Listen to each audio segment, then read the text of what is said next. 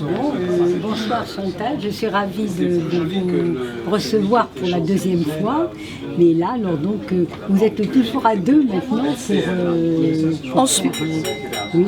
oui, pour le moment, oui. Mais on travaille aussi séparément. Oui, mais là, bien ce sûr. soir, on a décidé de présenter notre travail à quatre mains. Voilà, c'est un nouveau projet. Voilà. Parfait. Bon, ben, je Merci. vous laisse. Voilà, donc Chantal Lallemand, je suis donc artiste peintre plasticienne et Claude Parisot qui est artiste peintre. Donc moi je travaillais toute seule depuis des années, j'exposais toute seule et je suis artiste peintre abstraite. Et j'ai rencontré Claude Parisot qui est artiste peintre figuratif, fresquiste, muraliste. Et on a eu l'occasion d'exposer une première fois ensemble.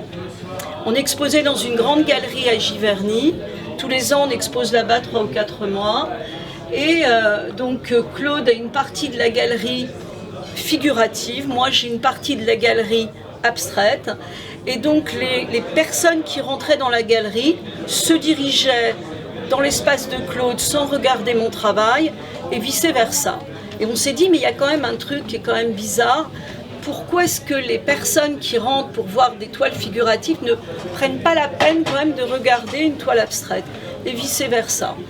Et j'ai proposé à Claude, il y avait une grande toile. Alors aujourd'hui, on travaille de grands formats. À l'époque, on avait une toile qui faisait 1 mètre sur 90. Et j'ai proposé à Claude, je lui ai dit, écoute, c'était une toile totalement abstraite. Si je te donne cette toile et que je te propose de la continuer, qu'est-ce que tu fais? Donc la toile est restée sur le chevalet dans la galerie pendant à peu près une journée et Claude a commencé à travailler dessus. Donc il a apporté des éléments figuratifs à la toile, il me l'a redonné. Et moi j'ai eu l'idée de continuer la toile. Mais on n'a jamais travaillé ensemble, hein. C'était un travail complètement séparé. Et en fait, une fois qu'on a eu terminé, on a exposé la toile entre nos deux espaces. Et là, on a vu les personnes qui s'arrêtaient devant cette toile. Alors cette toile, elle était d'autant plus intéressante qu'il suffisait de la changer de sens pour qu'elle redevienne une toile abstraite. On la mettait à la verticale, elle était de nouveau abstraite. Et en fait, on a commencé à travailler comme ça, et on est arrivé aujourd'hui à plus de 50 toiles. Avec des formats qui vont jusqu'à 3 mètres. Celle-ci, c'est une toile qui fait 3 mètres sur 2 mètres. Il faut savoir que moi, je ne travaille qu'avec les mains, les doigts et les ongles. Vous voyez tout le travail qui est fait là. Tu peux présenter les détails. C'est fait uniquement avec les ongles et les doigts. Donc, on va le voir dans celle-ci, par exemple. Vous voyez tout ça. Il y a beaucoup de feuilles d'or. Alors là, on ne le voit pas, mais on travaille. Moi, je travaille beaucoup de matières différentes. Donc on travaille la feuille d'or, je couds des choses dans la toile aussi, il y a beaucoup de toiles, on va en présenter une où il y a des milliers de perles qui sont cousues dans la toile, mais qui ensuite sont peintes, c'est-à-dire elles sont un élément de la toile. Et en fait, on est arrivé, ce qu'on a l'habitude de dire, c'est que moi quand je travaille essentiellement avec mes émotions. Claude, quand il commence une toile, commence toujours une toile avec une intention. Moi, 30 secondes avant de commencer, je ne sais absolument pas ce que je vais faire, je ne sais pas quelle matière je vais utiliser et je ne sais pas quelle couleur même je vais utiliser. Et en fait, au fur et à mesure que le travail va se dérouler, donc je commence la toile, je la mène dans l'atelier de Claude, il continue la toile, il me la redonne et on fait des échanges comme ça. Et en moyenne, on fait 6 fois à peu près, jusqu'au moment où on décide que stop, pour le moment, elle est terminée. Donc voilà. Tu continues ? Donc en fait, le but du jeu, finalement, la finalité des toiles à 4 mains, c'est d'avoir 2 lectures possibles. Une lecture de loin, où c'est l'image figurative qui est visible, donc les gens accrochent à l'image ou pas. Et quand ils s'approchent, ils découvrent les matières, parce que Chantal travaille avec beaucoup de matières, elle met beaucoup d'épaisseur, elle coud des perles, elle fait beaucoup, il y a beaucoup. Et en fait, ce qui nous intéresse là-dedans, c'est cette double lecture, et c'est aussi le fait du résultat qui nous échappe. C'est-à-dire qu'à un moment donné, quand elle me confie sa toile, moi j'y vais, je découvre ce qu'elle a fait, je ne sais pas ce qu'elle a fait avant, je la prends, je l'emmène, je peux la garder une semaine sans y toucher. Par contre, quand j'ai l'idée, je travaille dessus. Et quand Chantal vient, elle redécouvre quelque chose. Et en fait, à chaque fois, cette notion du résultat qui échappe, par rapport au parcours d'un artiste qui est solitaire, enfermé, qui finalement se contente de sa pensée et de sa réflexion, là, il est obligé de tenir compte de ce que l'autre fait et de respecter ce que l'autre fait.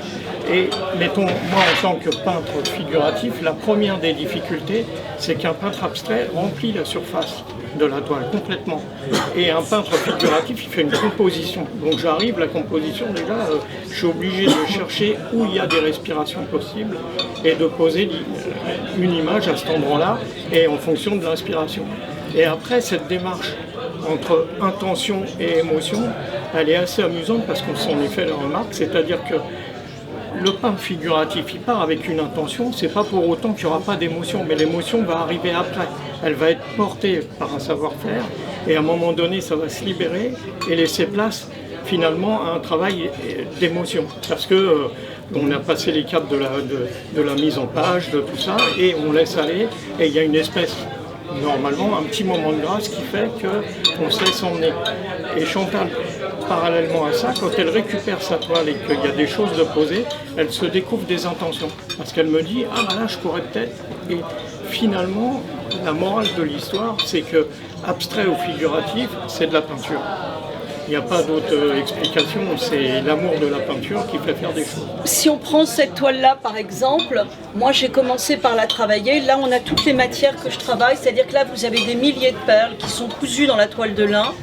Vous avez de la feuille d'or, vous avez du sable qui a été utilisé. Je travaille aussi en utilisant du sucre blanc, sucre roux. Et j'utilise beaucoup de farine aussi que je mélange à mes peintures. Et là, bon, alors c'est dommage parce qu'on n'a pas vraiment, on voit pas vraiment les matières, on voit pas les couleurs. Tu peux montrer les détails peut-être? Le traité peinture, en fait, quand elle m'a confié sa toile, moi j'ai vu un tableau de Seurat. Je me suis dit, il va y avoir un paysage, et tout le fond du tableau, je l'ai traité avec des lames à enduire.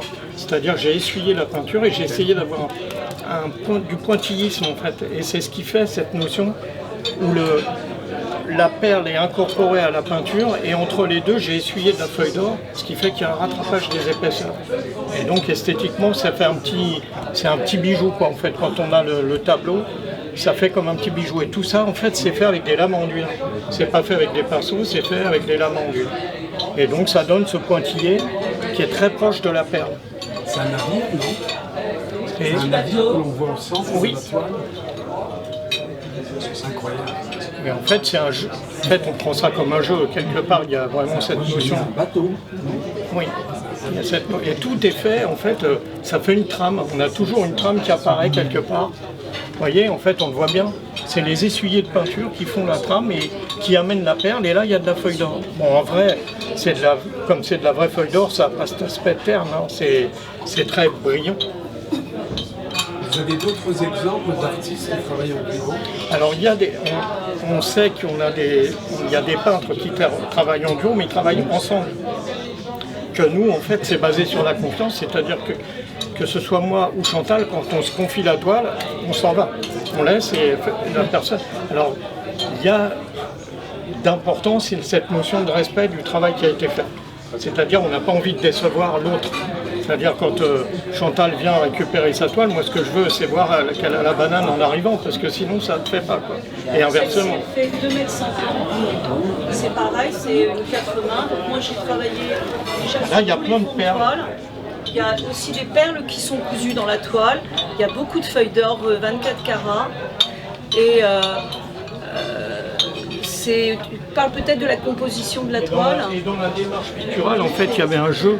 Parce qu'en fait, on exposait à Giverny, et cette toile-là, on avait fait exprès pour Giverny, on a dit on va faire des fleurs.